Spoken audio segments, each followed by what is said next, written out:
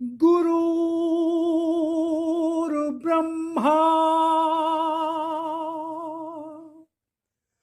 गुरुर्विष्णु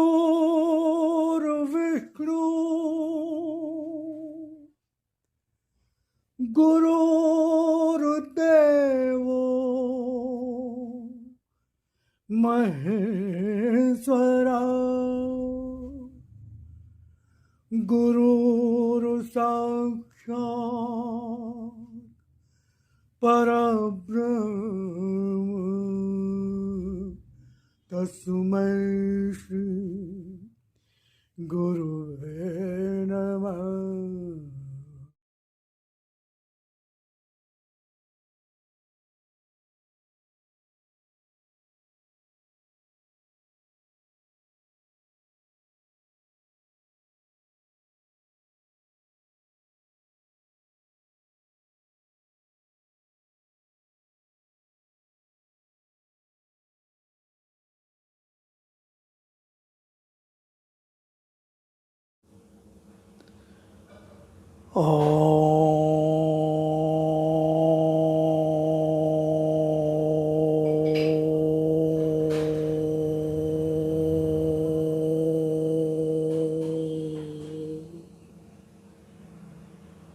ॐ भूर्भुवः स्वः तत्सवितुर्वरेण्यं भर्गो देवस्य धीमहि धियो यो नः प्रचोदयात्।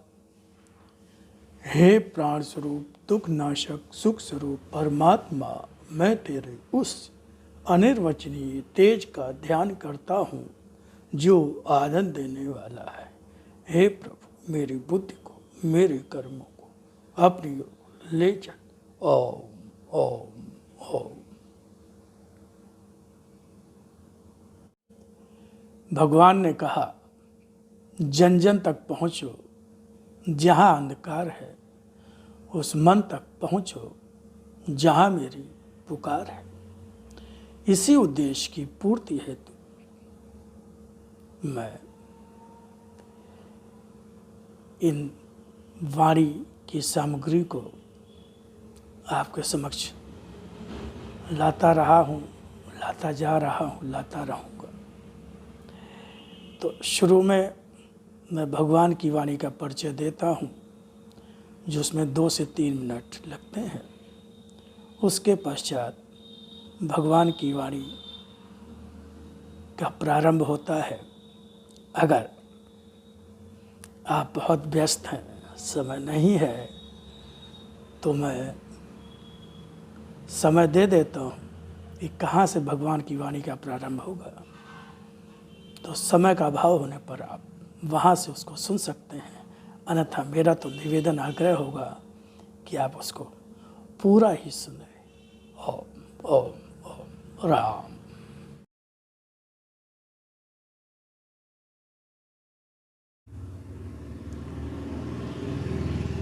स्वयं भगवान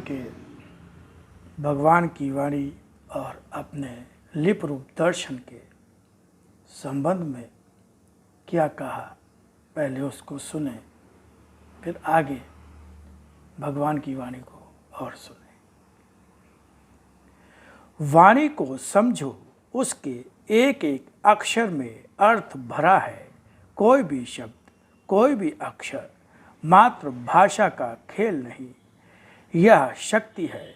वाणी है मेरी, जिसका रूप साधारण नहीं, जिसकी प्रामाणिकता को तलाशने अन्य कहीं नहीं जाना होगा, फिर भी उसके अक्षरों में मेरी वाणी का विश्वास लेकर, उसके रूप में मेरी शक्ति के दर्शन का विश्वास लेकर ही डूब जाना होगा। तभी पहचान सकोगे मेरी, तभी पहचान पा सकोगे मेरी, तभी पहचान पा सकोगे मेरी। इसी तरह आज भी तुम्हारा आराध्य भगवान ने जिस तरह से भगवान श्री राम, भगवान श्री कृष्ण आए और उन्होंने असत्य धर्म का नाश किया, जब प्रभु श्री राम आए तो रावण मारा गया, जब भगवान श्री कृष्ण आए तो कंस और उसके सारे संगी साथी मारे गए। इसी प्रकार भगवान कह रहे हैं, इसी तरह आज भी तुम्हारा आराध्य फिर आया है तुम्हारे सामने। इसका रूप आज है वही जो पहले भी और सदा से ही पिता के रूप में, भगवान के रूप में कहते और पुकारते रहे हो अपने कष्ट भरे क्षणों में। और इस रूप में भी दर्शन जो मेरा है उसका प्रयोजन भी वही है। लिप रूप में मेरी शक्ति का यह दर्शन किस तरह सारे युग का असत्य और धर्म समेटकर सत्य और धर्म का प्रतिष्ठापन करता, स्वयं ही देखना। तो ये भगवान ने अपने जिस रूप में वाणी आई उसको भगवान ने अपना लिप रूप दर्शन कहा, और फिर उसी का हिंदी अनुवाद उसको भगवान ने अपना भगवान की वाणी कहा गया, जो भगवान ने उसको अपना शत रूप दर्शन कहा। अब आगे सुनिए भगवान की वाणी बहुत ध्यान से।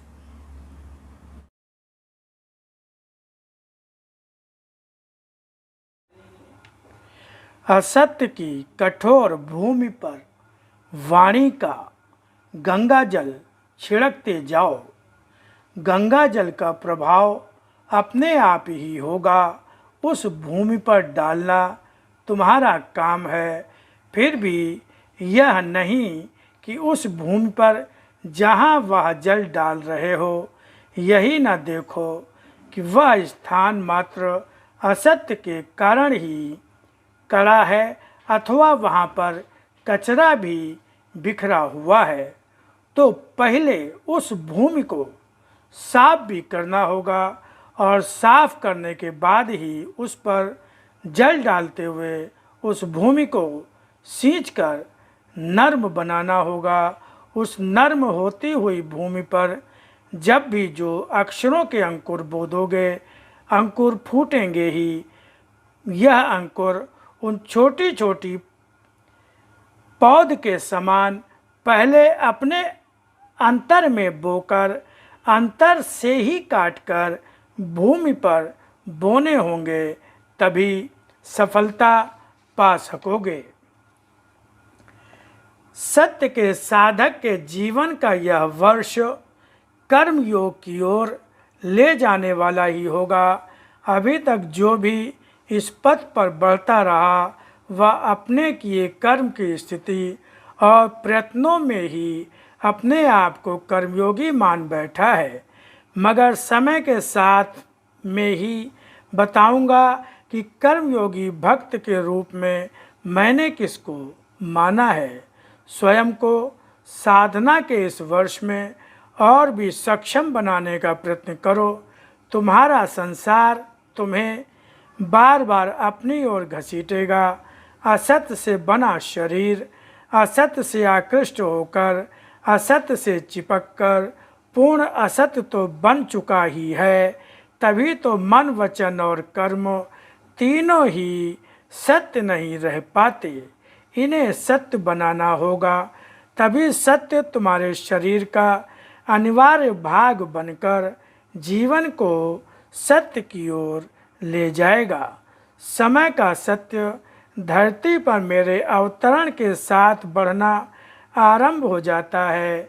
वातावरण की वायु, जल, आकाश, अग्नि और धरती जो मेरे ही दर्शन हैं, इनमें सत्य का भार और अस्तित्व और भी गहरा हो जाता है। मेरे रूप के साथ मिलकर सत्य तुम्हारे जीवन की अपनी शक्ति और चेतना पर अधिकार करके कर्म शक्ति बनकर कर्म करवाता है।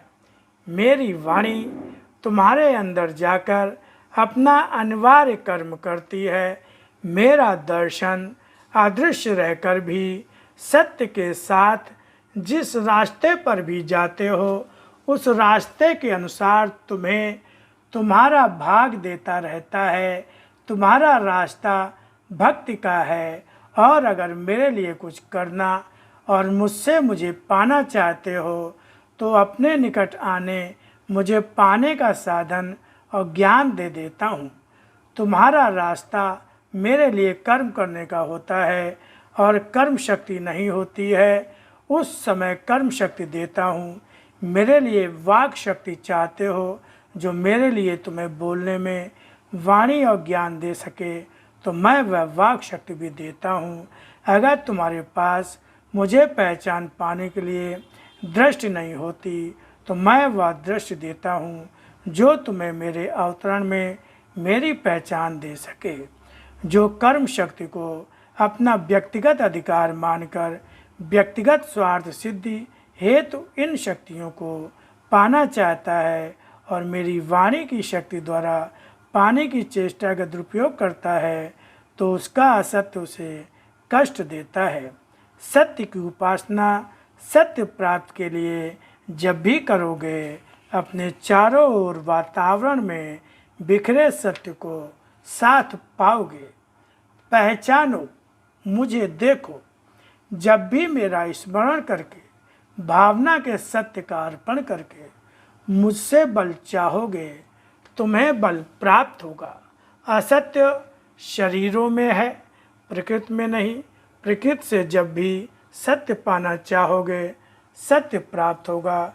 तुम जहाँ से जिन वस्तुओं में, मनुष्यों में सत्य खोजना चाहते हो, सत्य नहीं मिलता।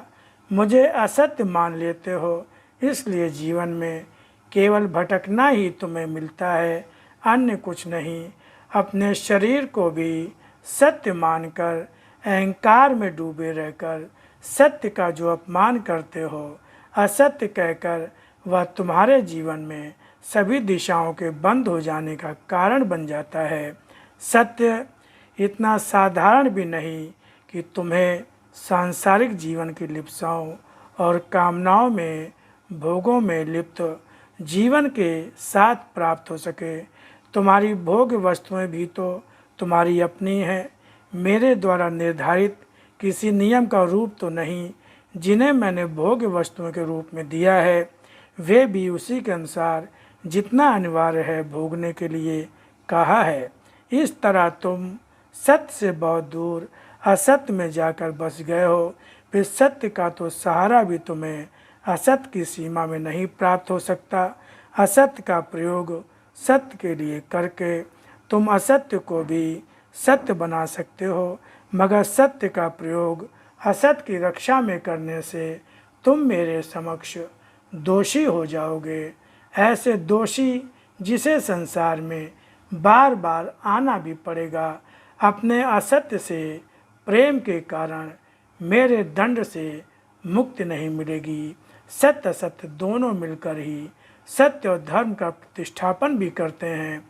जिस तरह जब मैं अवतार रूप में धरती पर आता हूँ, वह रूप मेरी सत्य के रूप में आत्मा और धारण किए असत्य के रूप से शरीर का होता है, मगर यह शरीर मृत्यु को प्राप्त होने के कारण, नश्वर होने के कारण ही असत्य होता है। यह मृत्यु को प्राप्त होने वाला शरीर केवल आत्मा के द्वारा संसार में कर्म करने के लिए होता है, व्यक्तिगत भोगों में डूबने या सांसारिक जीवन को केवल संसार के लिए जीने के लिए नहीं। इसलिए व्यर्थ के इस जीवन को सार्थक के साथ जोड़कर सार्थक करो। सत्य तुम्हारी रक्षा भी करेगा। तुम्हारा जीवन संसार में आवागमन के चक्कर से मुक्त होकर मुझसे एकत्व प्राप्त करेगा। ओम ओम।